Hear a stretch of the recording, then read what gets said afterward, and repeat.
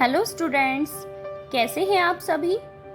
मैं आशा करती हूँ आप सभी अपने घरों में हैं और कोरोना वायरस से सुरक्षित हैं।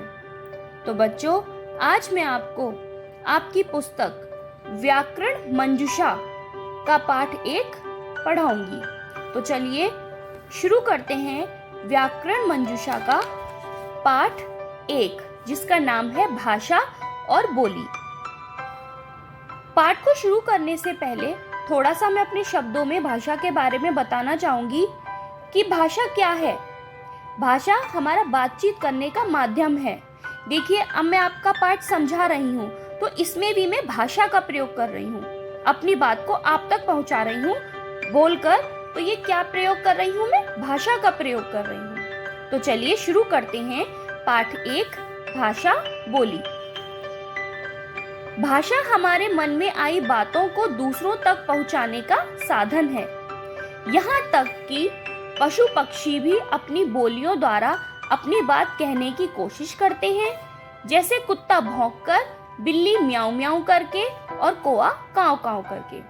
देखिए बच्चों, मैंने आपको अभी यही बात समझाई थी कि भाषा हमारे मन में आई बातों को दूसरों तक पहुंचाने का साधन है। हमारे मन में जो बात आ रही है हम वो दूसरों तक पहुंचा रहे हैं, तो हम उसमें किसका प्रयोग कर रहे हैं? भाषा का। देखिए, पशु पक्षी भी होते हैं, उनकी भी अपनी भाषा होती है। इन चित्रों को देखिए, इसमें ये कुत्ता इस आदमी के पीछे भाग रहा है और क्या कर रहा है? भौं भौं कर रहा है, इस पर भौंक रहा है। तो ये अपने भौं भौं के द्वारा इसको बोल रहा है कि मेरे इलाके से चले जाओ। इसमें देखिए बिल्ली है जो इस लड़की के पास में है और बहुत प्यार से इसकी तरफ देख रही है और म्याऊं म्याऊं कर रही है। तो ये म्याऊं म्याऊं के माध्यम से, अपनी भाषा के माध्यम से बोल रही है, तुम बहुत अच्छी हो। इसमें ये कौवा है, इस वृक्ष पर ये सांप है।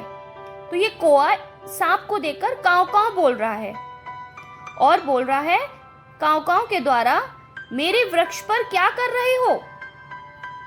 ठीक है, तो कुत्ता, बिल्ली और कौवा, इन्होंने भी क्या किया है? अपनी भाषा का प्रयोग किया है।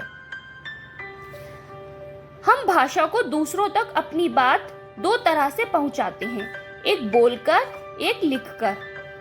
जैसे इस पाठ को मैं समझा रही हूं आपको, तो मैं बोलने की भाषा का प्रयोग कर रही हूं, और इस पाठ के जब मैं प्रश्नोत्तर कराऊंगी आपको, तो उसमें मैं लिखकर अपनी भाषा का प्रयोग करूंगी। ठीक है, तो इस तरह से भाषा 2 तरह से प्रयोग की जाती है, बोलकर और लिखकर। इस चित्र में देखिए, ये दादी जी हैं जो अपने मुंह से बोलकर अपनी कहानी बच्चों को सुना रही हैं। और क्या कह रही हैं? बच्चों, आज मैं तुम्हें पशु पक्षियों की कहानी सुनाती हूँ।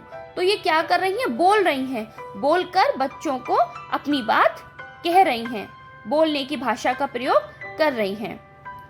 बोलते समय हम ध्वनियों का प्रयोग करते हैं। इन ध्वनियों को वर्ण या अक्षर कहते हैं।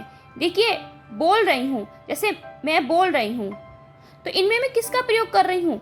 अक्षर का प्रयोग कर रही हूँ ना। कोई ना कोई एक शब्द आ रहा है, एक वर्ण आ रहा है ना।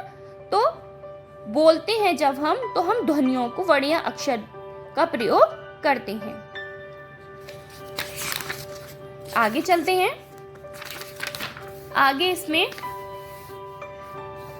बच्चे ध्यान पूर्वक सुनकर दादी जी की बात, कहानी समझ रहे हैं तथा आनंद उठा रहे हैं। दादी जी ने क्या करा कि बोलकर उनको कहानी सुनाई, जो कहानी बच्चों की समझ में भी आ गई और वो उसका आनंद ले रही हैं। और जो कहानी वो सुना रही हैं, उसमें जो ध्वनि प्रयोग हो रही हैं, उनको लिखा भी जा सकता है। दूसरे वाले चित्र में देखिए, ये अध्यापिका है जो ब्लैक बोर्ड पर, श्याम पट पर बच्चों को लिखकर अपनी बात समझा रही है। तो इसमें वह लिखने वाली भाषा का प्रयोग कर रही है। बच्चे पढ़कर अध्यापिका की बात को भली भांति समझ रहे हैं। तो बच्चे ब्लैक बोर्ड पर जो लिखा हुआ है उसे पढ़कर अध्यापिका की बात को समझ रहे हैं। तो बच्चों, आपने सीखा कि भाषा हमारे मन में आई बातों को दूसरों तक पहुंचाने का साधन है। सभी की अपनी अपनी भाषा होती है। भाषा को दो प्रकार से हम प्रयोग कर सकते हैं, बोलकर और लिखकर।